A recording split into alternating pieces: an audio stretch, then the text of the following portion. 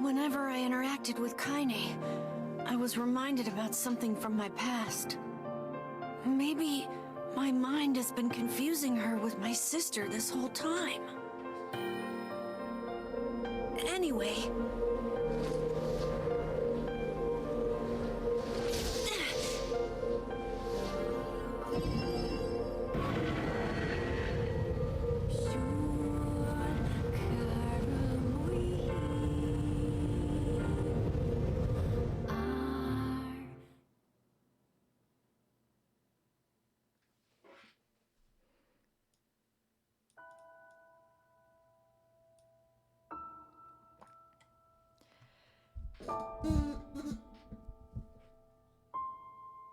Okay. And so it begins. Okay, the sound of rain filled the village. The steep cliffs that surrounded the area magnified sound, causing even the slightest drizzle to rattle like a thunderstorm. Thin wisps of smoke streamed from the huts as the villagers huddled in their homes and waited out the rain.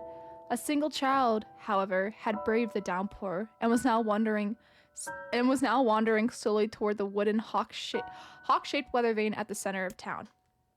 I'm sorry for fucking up. The wanderer reached the vane, which had existed for as long as any could remember, and stared. The child's face was simultaneously delicate and fierce, like a teacup that had survived a shipwreck. Those traits combined with pale white skin to give the face an almost sexless quality. If the beak turns east, I go home. If it stays west, then The child blinked. Rain slowly dripped down the young one's short hair and began its long descent to the ground. Come on! Come on! The child felt a slight breeze and watched as the vein slowly creaked to life. Spinning this way and that for a moment, it finally settled with the beak pointing firmly towards the east. East? Really? Before the vein could move again, a jagged rock came spinning and tumbling through the air, striking home against the child's head.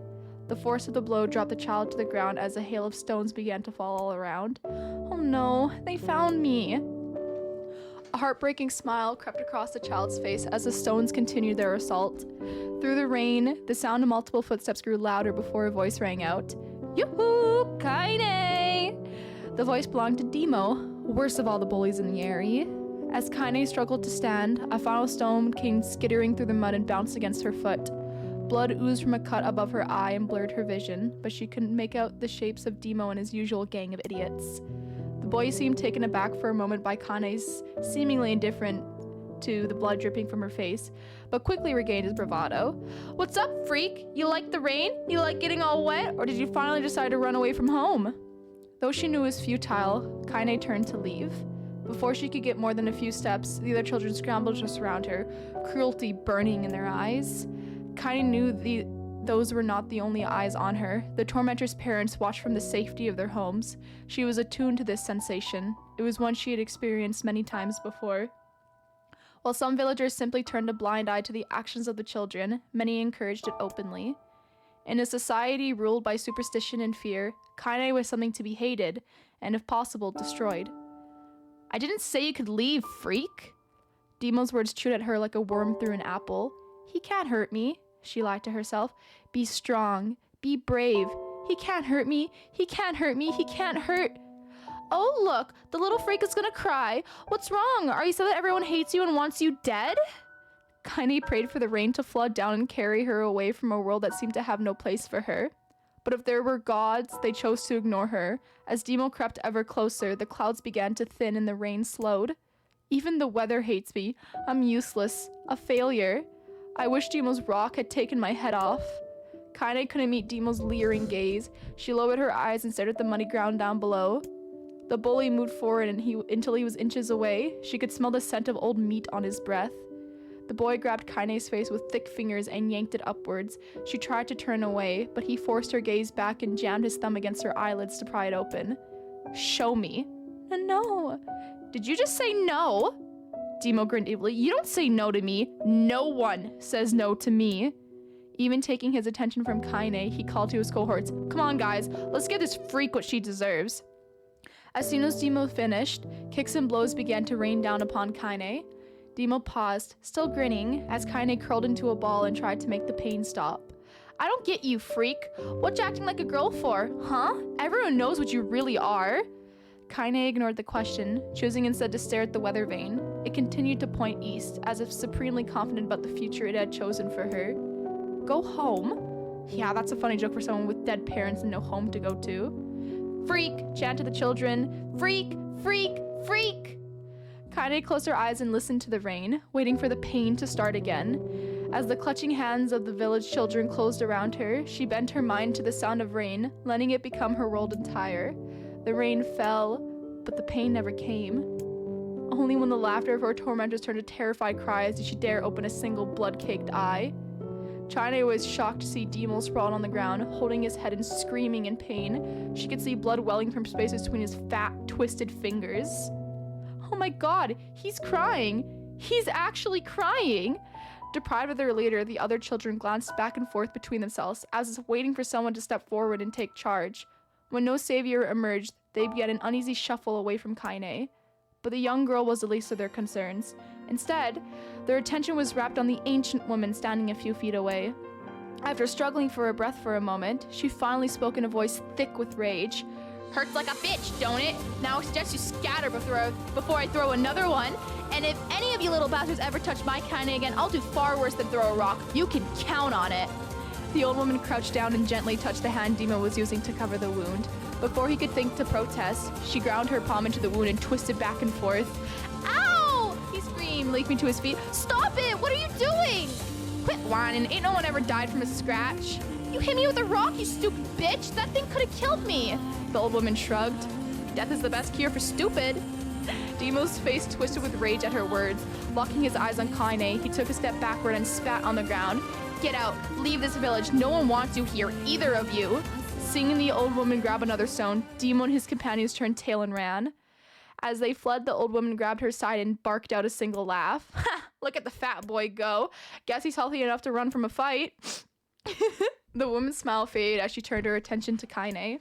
Kneeling down, she removed her shawl and placed it around the young girl's shoulders, then produced a cloth from the folds of her dress and began blotting at the blood on her forehead. Oh, Kainé, she said, why didn't you fight back? You're stronger than that lot. The words of her grandmother stung Kainé, and she turned away. Don't be nice to me, she said. I don't deserve it. Nothing matters anymore.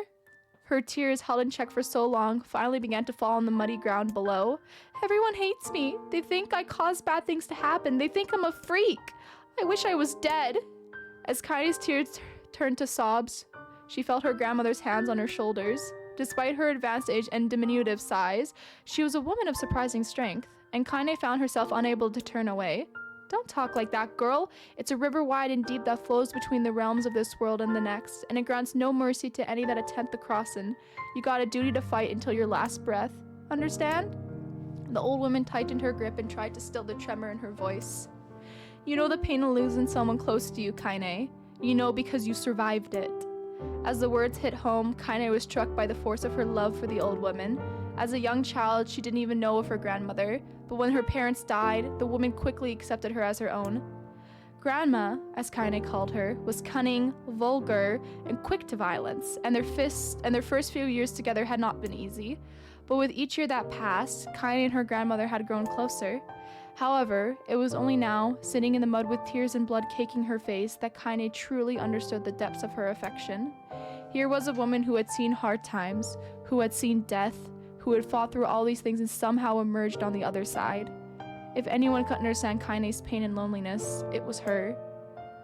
Do I make you sick, Grandma? Of course not. Don't be an ass. Kainé drew her grandmother's moth-eaten shawl around her body and shuddered. But my body, it's not normal. If I was normal, then Mom and Dad wouldn't... Hush, interrupted grandmother.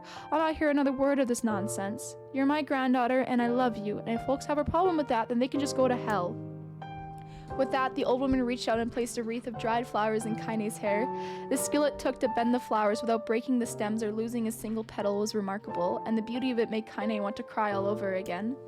Oh my gosh, these are lunar tears! Grandma, you made this for me? Lunar tears were legendary flowers. Most people could live their entire lives without ever seeing one, and her grandmother had somehow collected a dozen or more. Kainé reached up and touched the wreath as if she couldn't believe it was real. Where did you find these? Just stumbled on them while I was out doing the shopping. The old woman turned away as she spoke, leading Kainé to suspect that the search had been more difficult than she was letting on. The pains she took to construct the ornament, let alone track down the flowers using its construction, made Kainé's heart hurt. She reached up and gently adjusted the wreath, admiring the way it felt between her fingers. "Didn't quite turn out right," said her grandmother as she squinted at it.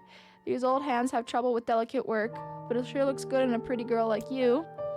Kainé blushed and turned away. You think I'm pretty?" "Of course you are. What a fool thing to say." "Thank you, Grandma." Her grandmother smiled. "We're gonna be fine, you and me," she said. "Long as we got each other, we'll be just fine." Kainé took her grandmother's hand in hers, and the two of them struggled to their feet. As they began the long walk home, Kainé gripped the hand with all of her might, as if trying to stop smoke from drifting away in the wind. The rain had stopped. Kainé stood beneath the weather vane, watching it spin in lazy circles, no longer caring about the direction it faced when it stopped. "I don't need to escape. I have a home now. Grandma loves me, and that's enough. Even if it's us against the world." Kainé let her gaze drift up past the vane and into the cloudy sky. The last faint hints of rainbow were slowly fading. As she turned and headed for home, the light scattered into a million particles and vanished, seemingly taken away on the breeze.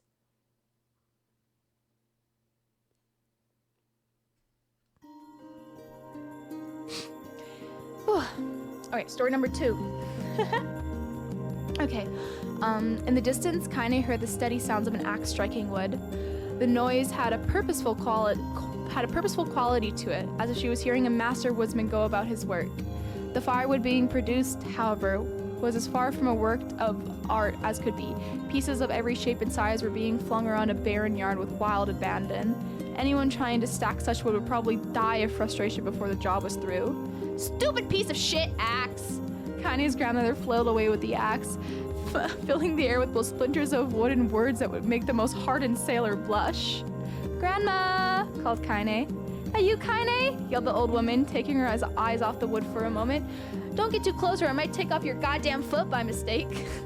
She brought her axe down on a piece of wood, sending chips flying in every direction. One spun past Kainé close enough for her to hear the whistle, at which point she decided to step back. Once she scuttled to a safe distance, she cupped her hands around her mouth and shouted, "Grandma! Do you need help? I can get you some water or lunch or a new axe or something?" The axe, poised to strike another wobbly blow, paused in midair. The old woman considered her granddaughter's offer for a moment, then smiled. "Tell you what, since I'm doing such a piss-poor job of chopping, why don't you come here and take over so I can go get the water? Shades have been restless lately, and I don't want you running into one of them bastards." Relinquishing the axe, her grandmother picked up a long pole with wooden buckets on either end. Gathering water was by far the most difficult of the two jobs, but Kainé knew better than to complain. Once Grandma's mind was set, there was no changing it. Kainé did her best to help with chores, but Grandma took every task that required travel to the village. Though she had a long list of plausible excuses, Kainé knew the real reason. She didn't want her granddaughter to be taunted and harassed by the villagers. Once Kainé moved in, Grandma decided to take up a residence a good distance from the Eyrie. Out of sight, out of mind seemed to be the best policy when it came to the villagers and her granddaughter, and rare were the days when any but the two of them could be found on the rocky acre of land they called home. Kainé enjoyed the solitude, but harbored a secret resentment that her grandmother was forced to spend her golden years in such a place. After watching her grandmother leave, Kainé turned her attention to the task at hand. She had never chopped wood before in her life, and soon discovered why the old woman hated the chore. Swing after swing of the axe produced only a tiny crack in the wood, and when she finally managed to connect with a solid stroke, the tool embedded itself in the log and refused to budge. Frustrated, Kainé swung the axe around her head and threw it, log and all, across the yard. Damn it! Crap. She suddenly understood the joy her grandmother felt in a good curse. Happier now, she picked up the axe, forced it from the wood, and resumed chopping. She had a natural skill with the blade, but the task was challenging, and blisters soon began to form on her small, pink hands. "This is tough, and my logs are all weird sizes." Spitting on her palms and ignoring the pain, Kainé redoubled her efforts. Just as she was developing a rhythm, Grandma returned from the village. Setting down her buckets with a small sigh, she took one look at the logs and coughed out a wheezy laugh. "Pretty clumsy, girl. You better practice if you..." Her grandmother suddenly collapsed to her knees, causing one of the buckets to wobble precariously. Eyes wide, Kainé dropped the axe and ran to her grandmother's side. "Grandma!"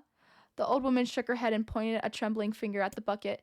"The bucket. Can't let it spill." Kainé steadied the bucket with a foot as she knelt by her grandmother. A small bit of water sloshed over the side and made a new home in the hem of her dress, but Kainé didn't notice.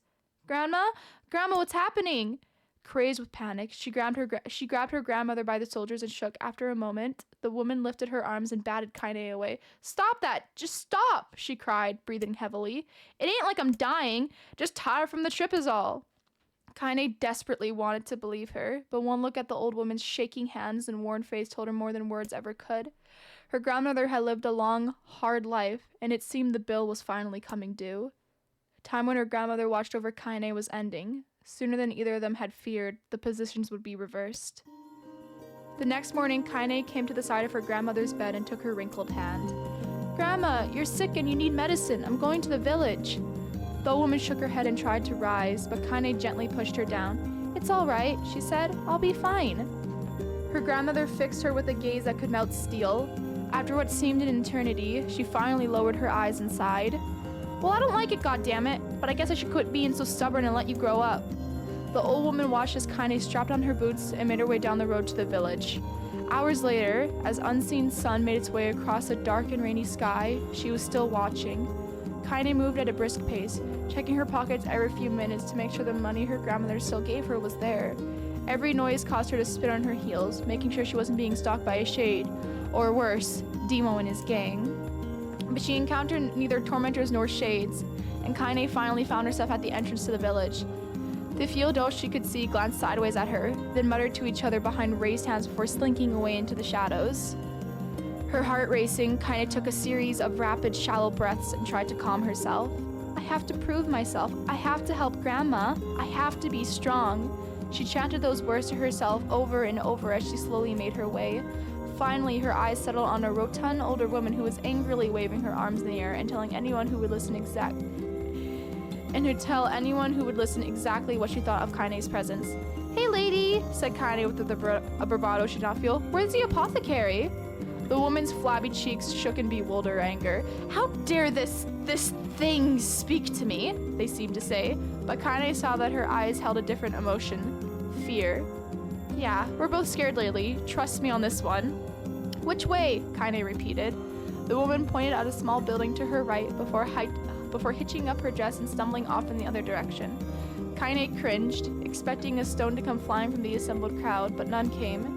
Her mind was filled with a strange sense of pride as she made her way to the apothecary, though the new emotion had little time to take root, for as soon as she opened the door, she noticed a familiar customer at the counter.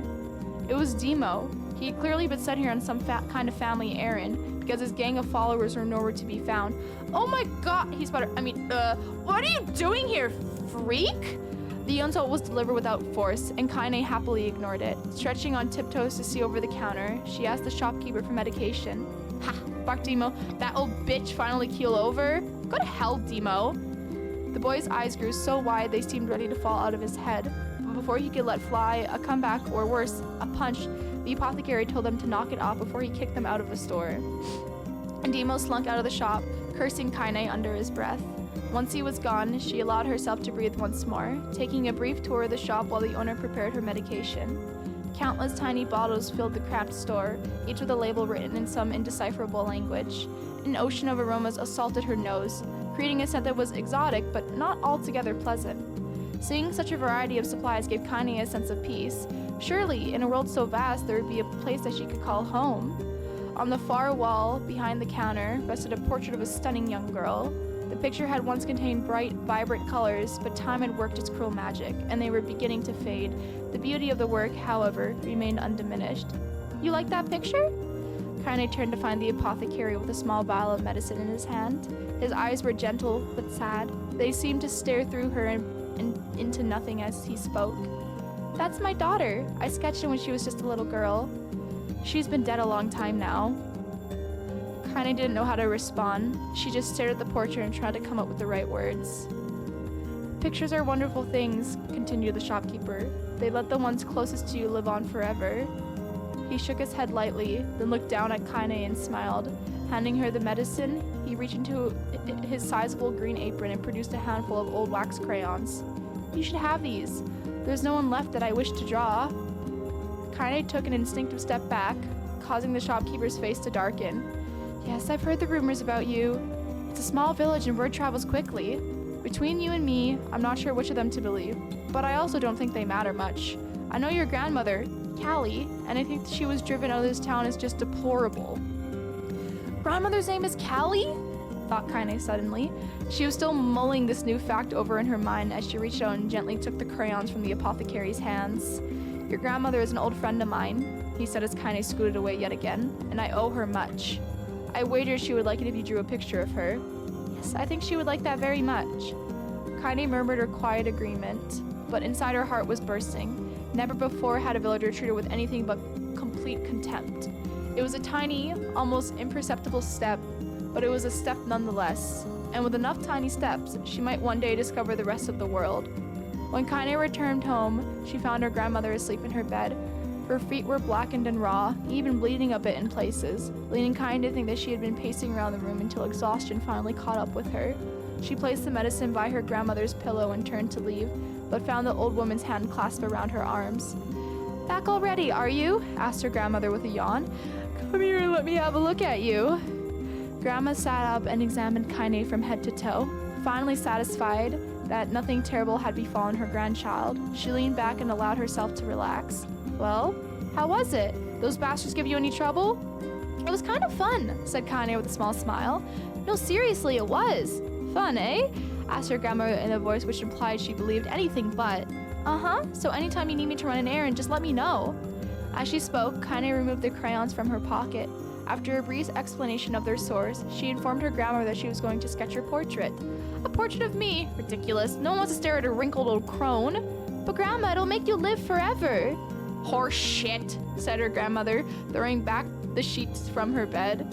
Living forever would just piss me off. Now put those crayons away and help with dinner. But Kainé would not relent, and in the end, grandmother found herself leaning against the wall of their house as if posing for a master artist. Kainé took up the crayons, eyed her subject carefully, and set to work. Just as her grandmother was about to nod off, Kainé finished the piece. After staring at it for a bit, she released it from her grip and let it slowly drift to the floor. It's terrible. It doesn't look like you at all. I'm sorry, Grandma. I thought these crayons would, make drawing easy or something. The old woman's eyes narrowed at her granddaughter's disappointment. Let me be the judge of that, she said, ignoring the pain in her back and reaching for the paper. The sketch could have been a person's face. It could have been a boulder, a lump of clay, or an incredibly misshapen loaf of bread, all rendered in a chaotic array of colors. The old woman stared at the picture for a long time, then slowly wheezed out a laugh. Oh, Kainé, she said between laughter, you truly are my blood. You're as clumsy as me and I love it. But, hush, I won't hear any more bull about how ugly you think it is. It came from the heart, and I'll treasure it always. True to her word, the old woman gave the picture a place of honor above the kitchen table. In the days that followed, Kainé would often catch her staring at the portrait with a strange smile on her face, an action she interpreted as silent, mocking laughter. A week later, Kainé could stand it no more and asked her grandmother to take the artwork down. Posh, said the old woman. I'll take this down when they roll me in my shroud. She pondered this for a bit, then turned to Kainé as she dropped to one knee. Listen to me, girl. Seeing this picture makes me happy in a way I've never felt before. And it makes me want to go on so that someday you can feel some happiness. It was a moment that burned itself in Kainé's memory, a perfect blend of pride and love and joy that came together to form a lifelong remembrance. She swore to never forget this moment, to never forget the old woman who had made her place in this world possible. Time moves on, people and memories move on in and out of a life like ghosts passing through a hall, but this moment will be different, Kainé swore, because I will remember it forever. Forever. Oh, I need water.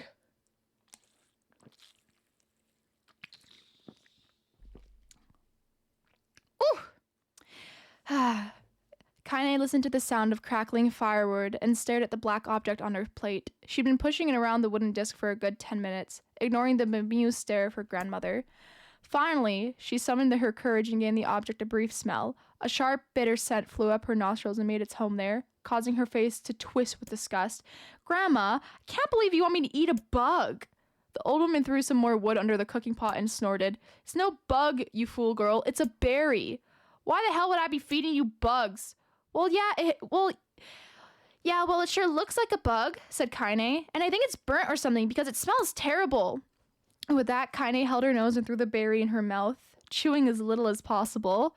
Oh yeah, that's terrible, all right. Why, you little brat, laughed the old woman. Look at the sass on you. You've been spending too much time with me, and that's a fact. 5 years had passed since the moment when Kainé's grandmother saved her from the bullies. As is often the way with two stubborn people, the relationship had grown in fits and starts, but moved forward all the same. Meals that used to be somber affairs are now filled with laughter and hurled abuse in equal measure. Kainé could not remember a time where she had been happier. As the years went by, Kainé started to shoulder more and more of the daily responsibilities. Her grandmother's legs grew weaker by the day, and she could no longer do many of the chores she used to take for granted. And so this morning found Kainé lacing up her work boots with a breakfast of burned berry running through her belly. Where are you going today? Asked Grandma suddenly. Kainé looked up, surprised. The old woman rarely asked for specifics anymore. Well, I was going to check out the kelma trees and see if they were ripe. I thought we could make some jam or something. Oh, I'm going to pick up some flagstones, so I need to take out the wheelbarrow. Flagstones? What in the hell for? Kainé stared at her grandmother, then held out an arm and swept it around their home. Constructed mostly of cloth, rope, and rubble, the old place sagged like a boxer in the final round. Grandma, a dying cat could chew through this house. I'm going to build a stone wall so we have some protection. The old woman laughed, exposing her toothless grin to the world. Goddamn girl, if a bunch of thieves wants to ransack this old place, let them come. We got nothing worth stealing anyway. I'm not worried about thieves. I'm worried about shades. People saw one west of the village yesterday. The old woman tilted her head and stared at her granddaughter. Well, shoot, I don't know why you have to do it today. We can worry about it some other... Grandma, no. If I don't go to the kelma trees, we won't eat tonight. You know that.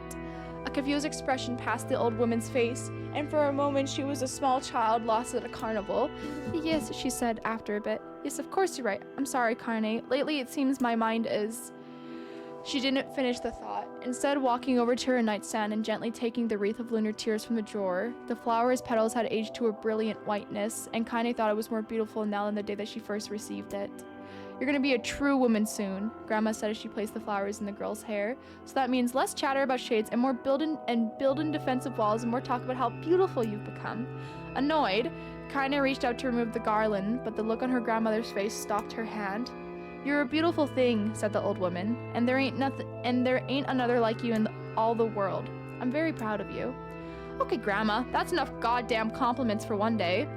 Such a mouth on you. Where did that come from? Gee, I wonder.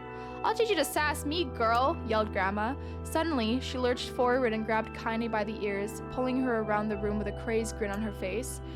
Grandma, yelled Kainé in a quaking voice. Grandma, stop it! What the hell?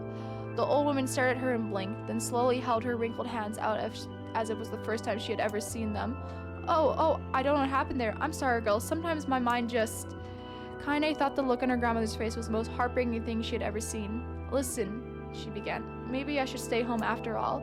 No, I won't have you stay here and keep an eye on an old codger like me.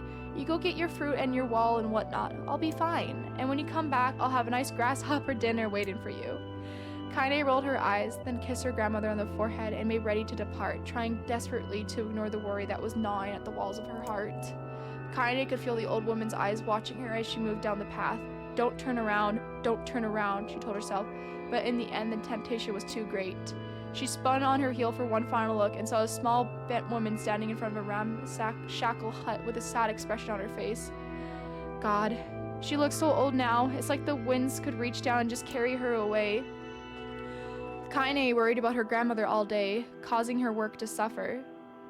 What little fruit she could collect was tossed carelessly into the wheelbarrow, and she only found a couple of stones before losing interest in the project. Finally, as dusk approached, she decided to call it a day.